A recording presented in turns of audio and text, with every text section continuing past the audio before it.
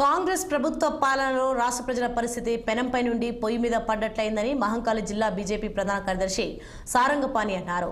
మహంకాళి జిల్లా బీజేపీ ఆధ్వర్యంలో 6 గ్యారంటీలు 66 మోసాల పేరిట ఛార్జిషీట్ విడుదల చేశారు. ఏడాది కాంగ్రెస్ పాలనలో కాంగ్రెస్ ప్రభుత్వం పూర్తిగా విఫలమైందని ఆరోపించారు. 6 గ్యారంటీలను ఆటకెక్కించి హైడ్రా కూల్చివేతలు, మూసి ప్రక్షాళన పేరుతో పేద మధ్యతరగతి ప్రజలను రోడ్డున పడేస్తున్నారని అన్నారు. ఇప్పటికైనా కాంగ్రెస్ ప్రభుత్వం కాలయాపనను మానుకొని అభివృద్ధి సంక్షేమంపై దృష్టి సారించి ఆరోగ్యాలను అమలు చేయాలని డిమాండ్ చేశారు. నాతో పాటు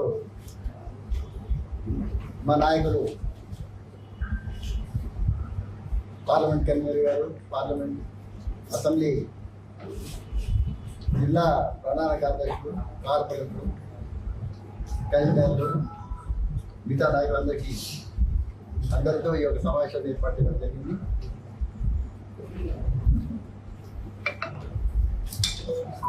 ఈ యొక్క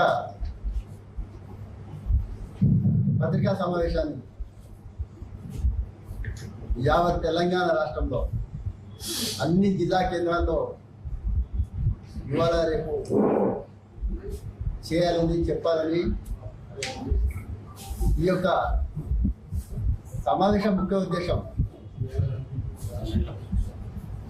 కాంగ్రెస్ ఇచ్చినట్టు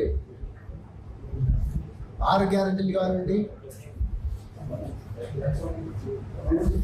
ఒక 400 వరకు హామీలు ఇచ్చి నెరవేర్చని ఈ యొక్క రేవంత్ రెడ్డి ప్రభుత్వం, కాంగ్రెస్ ప్రభుత్వం ఈ విషయాలన్నీ కూడా